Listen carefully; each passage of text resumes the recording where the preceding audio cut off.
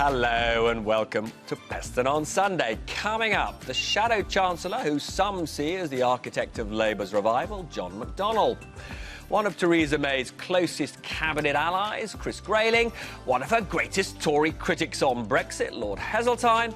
Ireland's Foreign Minister Charlie Flanagan on her deal with Northern Ireland's DUP. And throughout the show, two MPs and ex-ministers who haven't always been fans of their respective leaders. We've got the Tories' Nicky Morgan and Labour's Caroline Flint. Hello to you. Watcha. Now, perhaps never before in history have we seen the fortunes of two leaders move so fast in opposite directions. When she called the general election, she was seen as a combination of Margaret Thatcher and Mother Teresa, and was on course for a landslide. As for him, he was regarded as a hybrid of Stalin and Mr. Bean, and would supposedly lead Labour to annihilation. Well, on Thursday, it didn't quite work out like that, did it? We, the people, took away the majority she inherited from David Cameron and rewarded him with a greater increase in Labour's share of the vote than it's enjoyed since Attlee in 1945. What the bloomin' heck happened? Well, in the next hour or so, we're going to find out, aren't we, Anushka Screeney? That's right, Robert, and they will be trying to work out what happened in Downing Street too. They'll also be trying to figure this out. A big Tory beast ready to pounce. The Mail on Sunday says Boris set to launch bid to be PM as May clings on. Other papers say 5 cabinet ministers are ready to back him. He has already hit back by social media. He's calling the story trite. I will let you decide. Now, the papers have been noticeably less influential in this election, but still, this made me laugh. George Osborne on the Mars sofa attacking the right-wing media for being slavishly pro-Theresa May.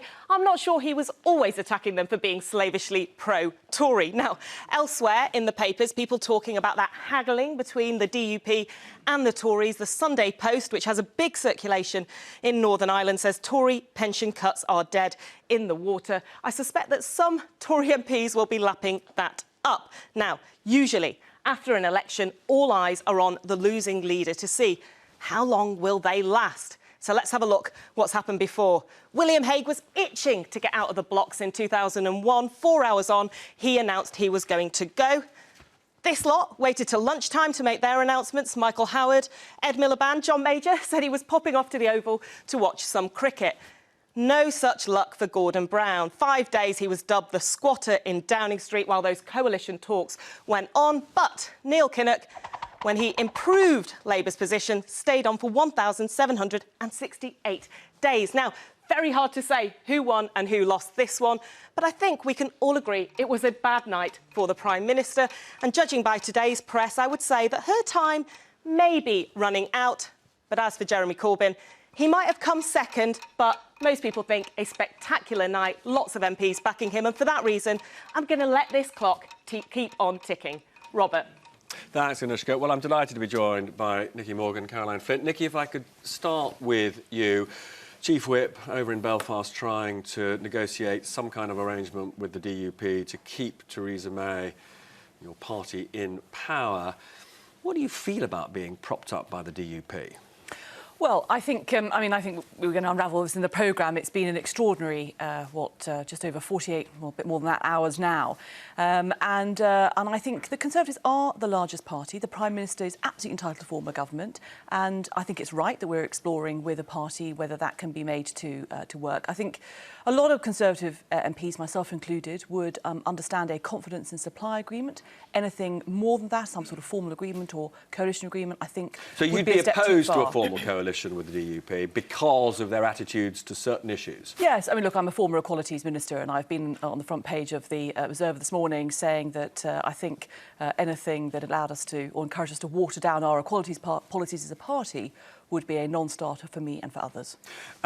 So if it's concentrated on economic issues, for example, you could cope with that, but aren't you uncomfortable by the notion that they can essentially hold you ransom on pretty much every vote? Well, the honest truth is that I think the DUP have voted with the Conservative Party on a significant number of divisions in the last Parliament anyway.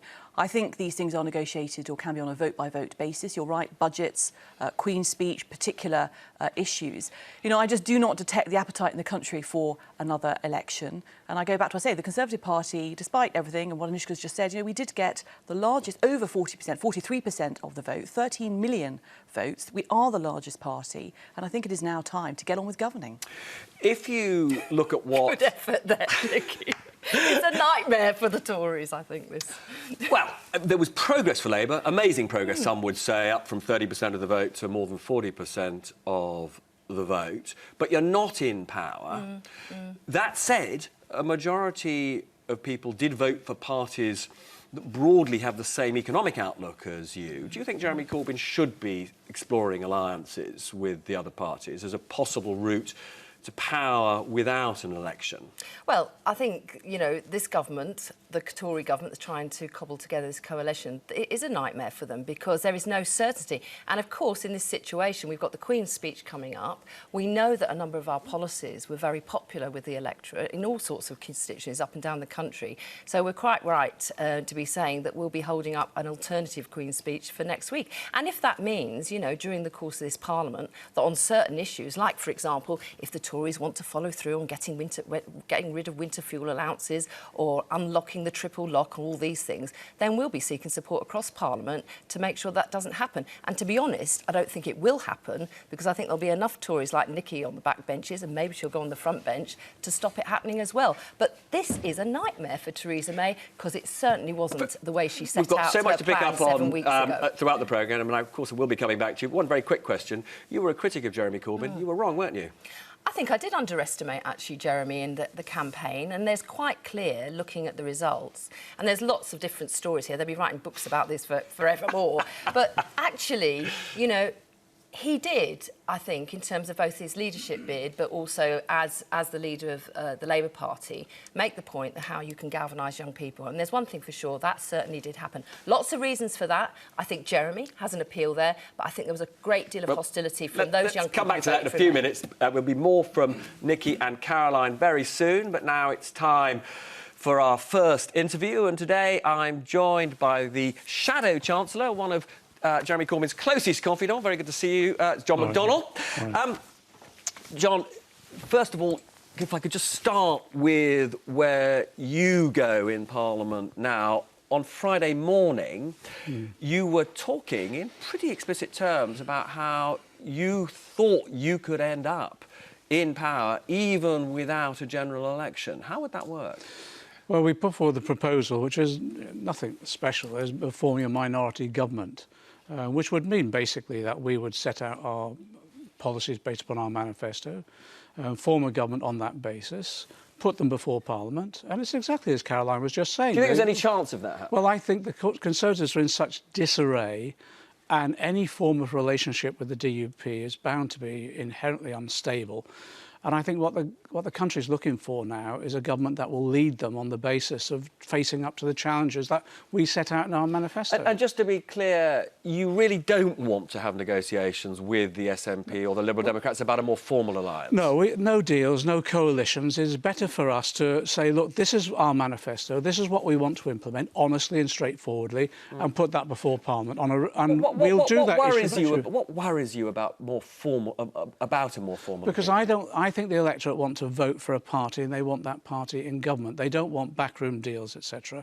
They want honest, straightforward talking. But you do have, as I said to Caroline, if you look at your economic policy, for example, very similar to the SNP's in many ways. Well, when we put our policies forward, if they wish to vote for it, that's for them.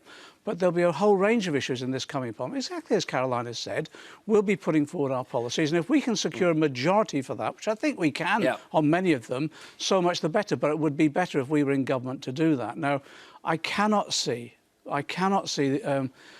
pardon me using this phrase, but this coalition of chaos, both within the Conservative Party and in these negotiations with the DUP, I cannot see that being stable. I can't see it holding together. Now, we've got the Queen's speech certainly at the moment, still scheduled for Monday week. You're going to amend that. Can you tell us about your amendment?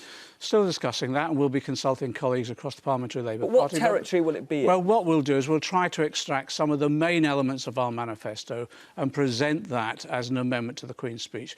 Part of this is about having a debate, and then when the legislative flow comes from that, we'll be ensuring that there are votes on those individual issues. And it's exactly as Caroline said, on winter fuel allowance, for example, we think there's a majority in Parliament. Even within the Conservative Party, there are quite a few Conservative MPs who will say this is unacceptable. They'll be triple lock, exactly the same. Bedroom tax. I believe the DUP are in favour of scrapping the bedroom tax. There's a whole range of issues like that where we think there'll be a majority in Parliament. Now, your position would be a lot stronger if if Sinn Féin took up their seats in the Commons. Would you urge them to reconsider their boycott? Look, if anyone who's, well, you know Irish history like me, there is no prospect of Sinn Féin taking up their seats. And it's not worth having a conversation. It's not even worth raising the issue. It's deep ingrained in the tradition of that party and its political position. There's no point in even raising it. Now, Caroline, like many MPs on your side, have said to me that they got Jeremy Corbyn wrong. They made a mistake about, they spent months and months and months saying he was a loser, and they now accept that that's not the case. If there's bridge building between the sort of right of the Labour Party and the front bench, do you think Jeremy Corbyn will invite some of them back to have more prominent front bench positions? That's where Jeremy is. What do you think? Well, the general view has always been an open door policy. Yep.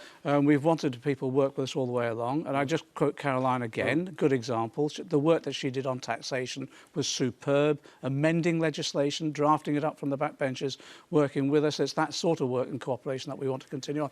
We want to. Would you like to see the likes of Caroline, Chukwuemeka, Yvette Cooper on the front bench? Personally, would you like to see that? My view is we want to draw upon all the talents. But our shadow cabinet at the moment was a winning team. It's just won, effectively, votes that no one predicted that we would. So I don't want to break out that winning team. So it does sound to me as though you will stick with the team that took you from 30% to 40%. That's for Jeremy to decide on the shadow cabinet positions. Yeah. But it's a winning team I think we should hold together. But there are a number of vacancies that will be coming up, almost certainly. Yeah. In addition to that, there's other roles that people can play. We now want to ensure that we're a cohesive party, cohesive family, because the country needs us. Can I just ask on a particular individual, is Diane better? Is she back in her job? Not yet. She's not. She's still out. She's still taking a break. Do you have a sense of how long it'll be? No, I haven't spoken to her in the last couple of days, but it'll be for her to decide. It's a personal matter, really. And what is your own best guess about when we're going to see another general election? Would you relish another general election soon? I remember that interview with Betty from Bristol, wasn't it? Who said not another election. So I think people are a bit tired of elections, but I think one's almost inevitable now. Cause even the Conservative Party cannot hold together. Are you gearing up for a snap election? No, we geared up from last November. As soon as the Prime Minister said there wouldn't be a snap election, we thought there would be. And so we will continue on campaigning all throughout the country. Why? Because that's the nature of the party we are now. We're a social movement, but we'll be campaigning on those individual issues as well that will force votes in Parliament on as well, so we can demonstrate popular support for those issues. Now, we've got the Brexit talks also scheduled to start Monday week. There are analyses of the current makeup of the Commons which would suggest that a majority of MPs would now be in favour of, in a personal sense, of Britain remaining in the European single market. Could Labour itself, given your manifesto, support continued membership of the single market? I can't see it even being on the table in the negotiations. But if it got back on the table, I don't think it's feasible. But we've been clear all the way along.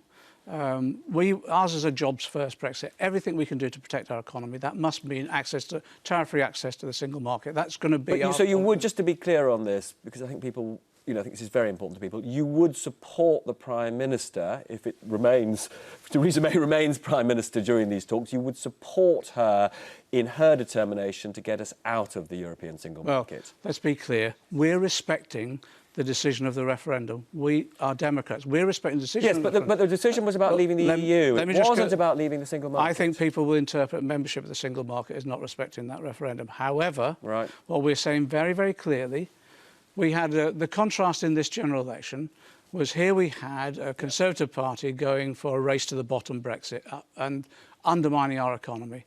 We were always said it would be a jobs-first Brexit for us. No, I understand and that, but it is clear, I think, that protective you of the are economy. absolutely saying that Labour remains wedded to the idea of leaving the single market. It's access to the single market on a tariff-free basis. I understand that. Very good to see you, John McDonnell. We shall certainly be keeping in touch. Don't go away, because after the break, I'll be talking with Ireland's Foreign Minister, Charlie Flanagan, about Brexit and Theresa May's proposed deal with Northern Ireland's DUP, which is supposed to prop her up.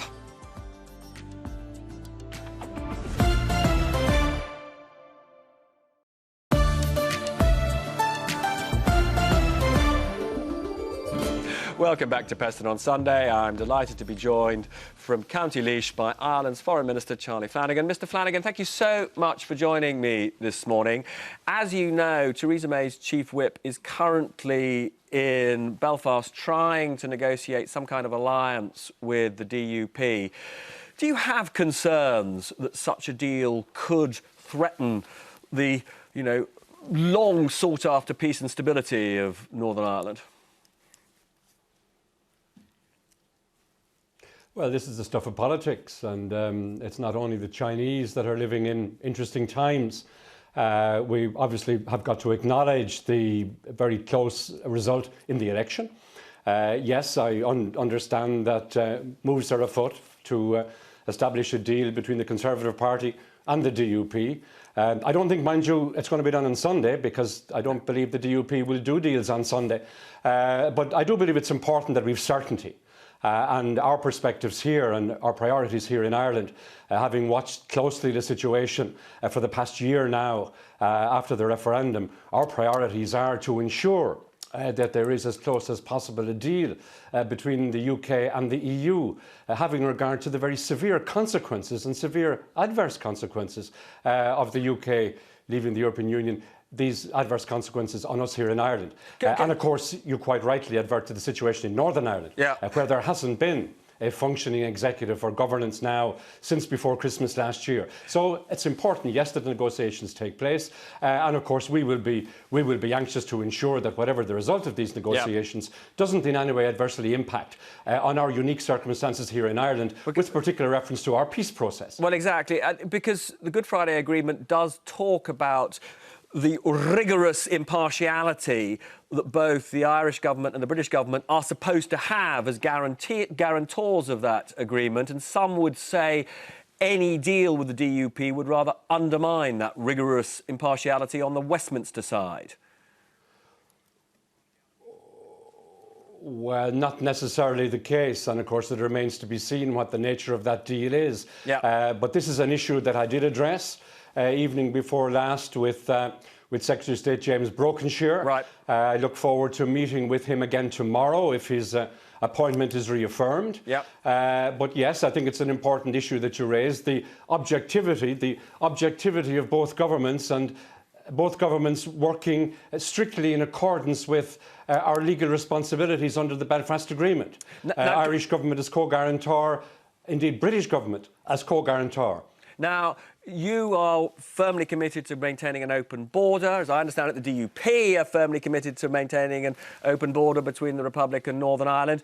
Would you urge Theresa May, in the light of this election result, to reconsider her opposition to remaining a member of the European single market? Because, of course, if we were to remain members of the customs union and the single market, it would make that aspect of the negotiation that much easier.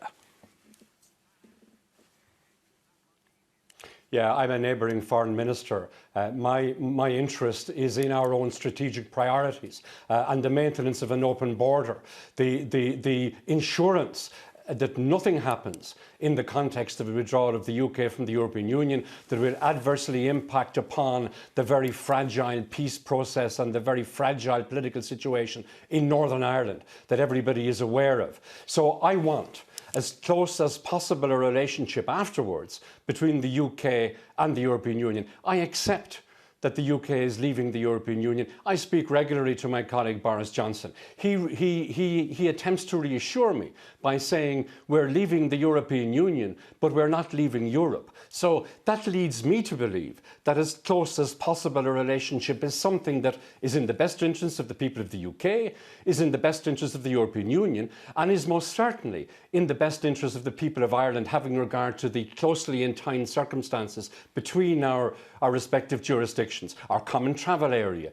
the peace process that I mentioned, the fact that looking west from Brussels, Ireland is not only an island behind an island, but is now likely to be an island behind an island that's no longer a member of the European Union. So I'm looking forward to continuing to work very closely. We're slightly tight for time. Can I just ask you one final question, because we're slightly tight for time. Obviously, the political situation in the UK is now very messy. It may well be the case that it will take some time to establish a new position on Brexit, which may be necessary. How do you think the other EU governments would respond if the UK requested a little bit longer for these talks, a little bit of a delay? Well, I'm conscious of the fact that this clock is ticking. We're a year now since the referendum.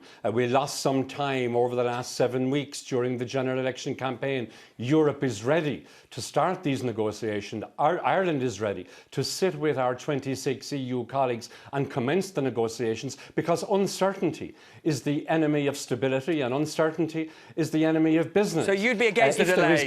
You'd be against the delay? And really, I have no evidence that there is going to be a rethink. OK.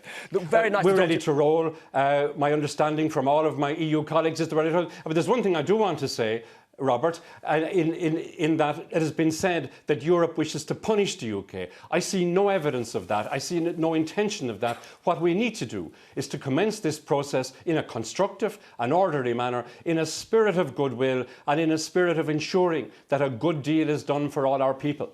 Mr Flanagan, many, many thanks. And back to Anushka. Thanks, Robert. Well, we have had 650 MPs elected, some old faces, some new faces, and I wonder what this Parliament, which may be short-lived, is going to look like. Well, here it is in terms of party lines. You can see there a shift back towards two-party politics, the blue and the red, although these 10 people in green, very important because they are the DUP MPs who Theresa May is going to rely on. Let's have a look at what it looks like on gender. It doesn't look great. I mean, in this graphic, we literally have a sea of white men. But the good news, that purple line across the top is actually a record-breaking number of female MPs, over 200. They are on the march. And 10 more BME, that is black and minority ethnic MPs, including the first turbaned Sikh. This is my favourite one. Where did they all go to school? 179 of them went to independent schools. That is actually going down, although it is still very, very disproportionate. 110 of them went to grammar schools, which may now not be expanding, and 323 making it to Parliament from their local comp. Robert. Thanks, Anushka. I'm delighted that Caroline Flint and Nicky Morgan are still with me. Nicky, George Osborne on Andrew Marr a few minutes ago described Theresa May as a dead woman walking. He's, in a political sense, he's right, isn't he? Well, I think George has been finding new colourful language to describe politics. And look, I think clearly Theresa May, I think it's right that she is there, that she's forming a new government. How long can and should she stay as Prime Minister? Well, I think that's I don't know the answer to that question because we're not back at Westminster yet, haven't spoken to colleagues, haven't spoken to all the backbench Tories and everything else. I think it's fairly clear that Theresa May cannot lead us into another election. Obviously, you don't know when that's going to happen. And I don't think we should rush that. But I do think if we are going to have a leadership contest in the Conservative Party, what we cannot do is have another coronation like last summer. You know, we've got to involve our members have just worked their socks off for 7 weeks, and to think that we as a parliamentary party could shut them out of a future leadership contest would be deeply discourteous to them. Do you have a sense of when it would be best for that leadership contest to take place? Well, much to the upset probably of every journalist who is hoping for a summer off, I suspect that it could be over this summer. And I think it should involve our party conference as well. I remember those days when we actually had the contenders at our party conference able to present their platforms. I think we do need to have a debate in the Conservative Party about... We need a period of reflection after what's happened in the last few days. We need to understand exactly where we're headed, what are the policies. There are things that were in our manifesto that clearly now, because of the make-up of Parliament, are not going to go through. I also think there's an opportunity for us to think as a party, how do we build a broader consensus on issues like Brexit, which is the biggest issue facing this country. We've got to get it right for our constituents.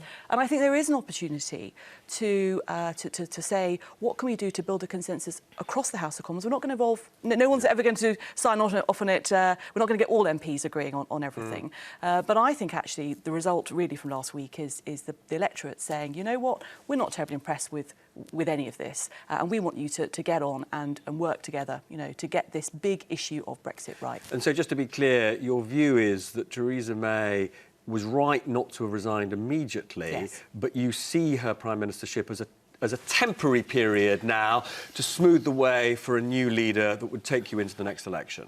Absolutely, and I think that Theresa May has many great qualities. She is very competent. She was a strong Home Secretary. She can do the job of being Prime Minister, but clearly elections were that was a difficult forum, if you like, for her. And finally, we're just running out of time before the break, but just very briefly, you thought about running in the last contest. Have you given any thought to whether you might run this time? No thought at all. I mean, I just think it's far too early to think about anything like that. And frankly, I've got enough to do in Loughborough. Well, look, thank you so much. And don't go away, because after the break, we'll be joined by a Tory who knows a thing or two about leadership challenges, Lord Heseltine.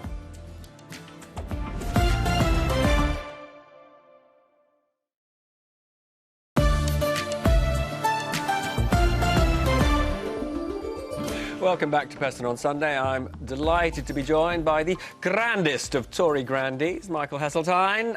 Lord Heseltine, thank you for joining me this morning.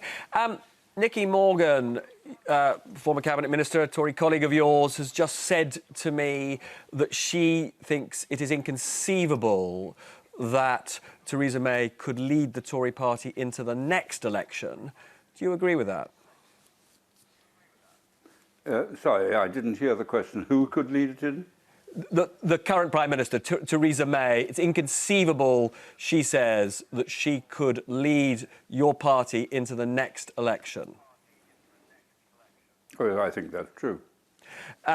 Which means that she should stand down when, in your opinion? Well, I think that a great service that Theresa could now perform for the party is to give it the time to decide not just who leads it, but more important, what the policy is going to be. This is not about personality. You see, at the heart of the Conservative Party dilemma is Brexit. And Brexit is the cancer gnawing at the heart of the Conservative Party.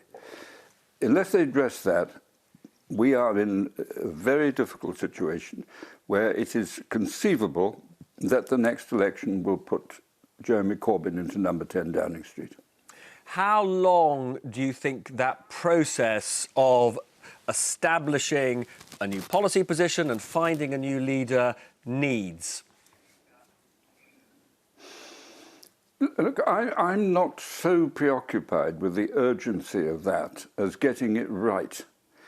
I don't think there's going to be another general election in the immediate future for the very obvious reasons that the public don't want it, the Conservative Party patently aren't going to go for it, and the opposition parties can afford to wait. Certainly the SNP in Scotland, the last thing they need is another rerun of a general election, where they would see the Conservatives under Ruth Davidson making even more advances. So there's no self-interest in the political machines to have another early general election. But events are powerful forces, as you know. You lived through the instability of the 70s. I mean, realistically, how long can a minority government of this sort survive?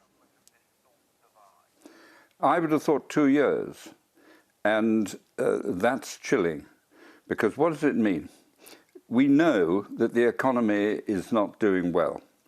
There's no reason to suppose it's going to improve, and above all else, Brexit is overhanging it, with all the uncertainty that that creates. And what's going to happen? We're going to have a totally artificial negotiation, because who can say what party will be in power in a couple of years' time? Who can say who will lead it? Who can say what the policies will be?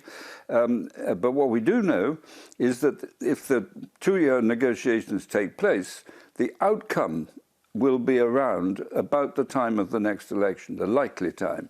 And by that time, all the sort of airy phraseology about better deals and world markets and new opportunities and Britain great, all this sort of stuff will be exposed for what it was, rhetoric, empty rhetoric. We're not going to get a good European deal. You've been very explicit. You've been very explicit that you want the UK to remain in the EU. Do you think this election result has been good for your ambition? Yes. I think it's blown the UKIP phenomenon. The UKIP has collapsed, and the tribes, if you like, of the Labour and the Conservative Party have emerged in a stronger position than they were at the beginning, relatively to the UKIP position. I don't see UKIP recovering because I see the economic circumstances being exposed as a problem of Brexit and not part of a solution. And I think in 2 years' time, when we see the nature of the deal, which will be a bad one for Britain, there's no way the Europeans are going to give us a deal where we can say we're better off, because it would simply be an advertisement to other countries to say, well, look, if the Brits can do it, so can we. So they're not going to do that. Everyone knows that.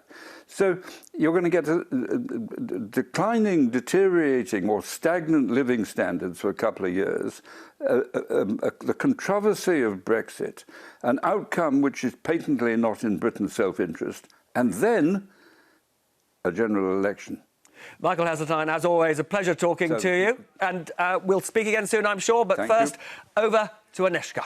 Thanks very much, Robert. Well, as you can imagine, there are lots of interesting tweets all over social media, and I'm going to show you a couple of them. Sam Freedman, who used to be an education advisor for the Tories, Osborne, Soubry, Morgan, all sticking the boot in this morning. Why on earth did Theresa May think it was such a good idea to make so many enemies? She may be feeling that herself right now. Let me show you this one from Ellie Price, because haggling over the policies is going to be really important. Theresa May cares a lot about grammar schools, but she quotes Graham Brady, chair of the Tory backbenchers 1922 committee, saying he doesn't want that to be dropped, although admits it may just be modest pilots in inner urban areas. And Tim Shipman, the political editor of the Sunday Times, Nicky Morgan plunges a knife into political journalists, predicts a summer leadership contest. Please let us go on holiday. Hear, hear. I, for one, need a kip. Robert. Yeah, some of us do occasionally think we want to get some sleep again. Yes. Nikki, we saw yesterday Theresa May's chiefs of staff quit, taking responsibility for the election debacle. Some would say it's a bit odd. I mean, I know you've had your run-ins with Fiona Hill rather famously, but some would say it's slightly odd that the advisers take responsibility, but the Prime Minister doesn't. Well, I think, I said on Friday the buck goes right to the top, and I think Theresa May is ultimately going to take responsibility because of the earlier discussion that we've had about how long she's going to continue as leader. And look, as you say, I've had my run-ins with them. I'm not going to comment, but I think actually Michael Fallon, has picked this up elsewhere this morning about the way, and I've written a column about how the style of government has to change. You know, Michael Fallon's talked about involving the parliamentary party more and the cabinet ministers. You know, when you have advisors. Is she, in a sense, emotionally capable of governing in a more inclusive way? Because all her history is she wants control. A bit like Gordon Brown, for example. Well, I mean, look, there are parallels. Yes, I think if Theresa May is a very intelligent woman, she wants to carry on and provide this period of having a reflection for the party. One of the best things she did yesterday was to appoint Gavin Barwell as her new Chief of Staff. You know, Gavin is liked by the Parliamentary Party. He's been a candidate, sadly a losing candidate. Who wrote a book about how to win a marginal and then lost his marginal. Well, he did. Well, OK, look, we've all been there when you've, you know, had bad election results and all the rest of it. Actually, Gavin is a very talented campaigner. And from the point of view of party management, it was a very wise appointment. But it says something about, doesn't it, about Theresa May's judgment in all of this. I mean, you know, she called the election. Are you amazed she hasn't quit? I am amazed she hasn't quit. I mean, I think we're living in strange times in politics. I think in any other situation she'd have walked by now. It's been a disaster. She called an election. She called the election on a lie that somehow she couldn't get support in Parliament for Brexit. Actually, you know, there were, I think, 114 MPs that voted against Article 50. She had a majority. And the hubris that she's demonstrated has been her downfall. Anne Maguire, her former colleague, said she always thought there was more to Theresa. But clearly, you know, there's less Theresa than meets the eye. And that's been found in this election. Nikki, you were a particular critic of the proposal to reintroduce grammar schools. Do you think that policy is dead? I certainly think in its the form that was envisaged, it's not going to happen. You know, I've just obviously Anushka highlighted Graham Brady's comments, and that was always going to be a sort of room for compromise, just having a modest pilot. It's a policy. I mean, one has to wonder what the hell's going to be in the Queen's speech, given that the DUP opposes, for example, you know, the abolition of the triple lock. Quite a lot of the flagship policies they don't want. One also questions whether indeed there'd be even a majority in the Commons for the grammar schools policy now. Well, I think that's dead. I think it's dead. I mean, as a comprehensive girl myself, I just thought it was another example of, instead of looking forward to the future and how we tackle issues in education, she was constantly looking backwards. Now, don't go away, because after the break I'll be discussing Theresa May's somewhat nightmarish election, I think is one way of putting it, with her closest cabinet ally, or at least one of them, Chris Grayling.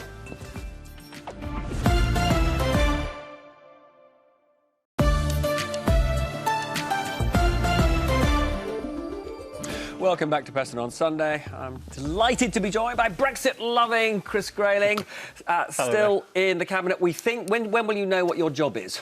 Well, I mean, the Prime Minister's going to take those decisions in the coming hours. I wait to see if I'm there and what I'm doing. We've just heard from George Osborne, Nicky Morgan, Michael Heseltine. They all say that Theresa May will not lead your party into the next election. They're right, aren't they? Well, I think let's start by putting a bit of context in the last couple of days. We had a disappointing election result. We didn't get the majority we hoped for. However, we are still by far the largest party in Parliament. If you set aside the DUP, we have more votes than every other party put together, and that's actually very important in looking at the months ahead.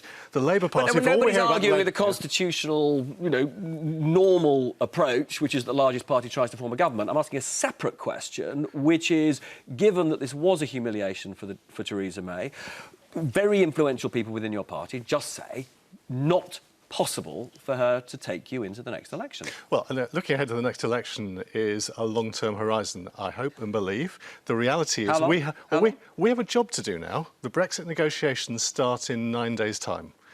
We have to take this country through one of the most difficult processes it's been through for generations. The last thing we need is further political upheaval. So I am very clear of the view that Theresa May has to stay on. She has to take us into that process, take us through that process. It would be absolutely the wrong thing to do now, to react to a disappointing general election result, to create more political instability just at a time when we need stability for those negotiations. But look, let's be clear about what happened. The Labour Party's share of the vote went up from 30% to over 40%. The momentum is with them. It's the most left-wing Labour Party, arguably, we've seen. Now, it's true that you got more votes than they did, but their success surely shows that the Tory party, as Michael Heseltine said, has to have a fundamental rethink of what its policies are and who leads it. Well, look, I don't entirely agree with Michael Heseltine and what he said this morning. Let's look at it the other way around. The Conservative Party has just got the highest share of the votes since the 1980s. It's got more votes than Tony Blair did in 1997. We've had a disappointing result in terms of seats gained, but the Labour Party today is no further forward politically than it was when Gordon Brown was leader in 2010. And we've had Chris Leslie, one of their leading politicians, coming out and saying, whoa, hang on a moment, actually, for all the euphoria, this is a disappointing result. We've got a lot of work to do. too. So the idea that the Labour Party has suddenly been through some transformational process in order to lose their third general election in a row and to make no progress beyond where Gordon Brown was when they lost power in 2010, this is not exactly a rosy story for them. Let's be clear, I've been talking to your colleagues and they do think that the most likely outcome in the next year or two is that Jeremy Corbyn is going to be Prime Minister. That must give you pause for thought, that there's a crisis in your party and you have to do something about it. Well, I mean, I don't accept the premise that Jeremy Corbyn is going to be Prime Minister in the next year or two, and indeed I suspect quite a lot of Labour MPs don't accept that premise either. Jeremy Corbyn has made progress for the Labour Party beyond the very low level they reached 2 years ago, but the reality is he's not taken them past where Gordon Brown was in 2010. He's come up with a manifesto, in my view, that doesn't add up. I suspect a number of people voted for Jeremy Corbyn because they didn't think he would become Prime Minister. Our job is to make sure now we restore stability to government, that we take us through the Brexit process and get the best outcome for Britain, and that we keep our economy on the right track. I mean, let's be clear, what you've just done, which is slagging off Labour, didn't do any good during the general election. Haven't you got to reassess your policies? Graham Brady has said that he doesn't believe that very much of the manifesto can be in your Queen's speech on Monday week. Well, look, of course. I mean, we've had a disappointing election result. So what will be in the Queen's speech? What's going to be in your Queen's speech? Well, I'm not going to announce the Queen's speech in advance because actually it has to be passed by the Queen first, and go through that. I think we'll probably be briefing her before we actually brief the viewers of your programme. But the reality is...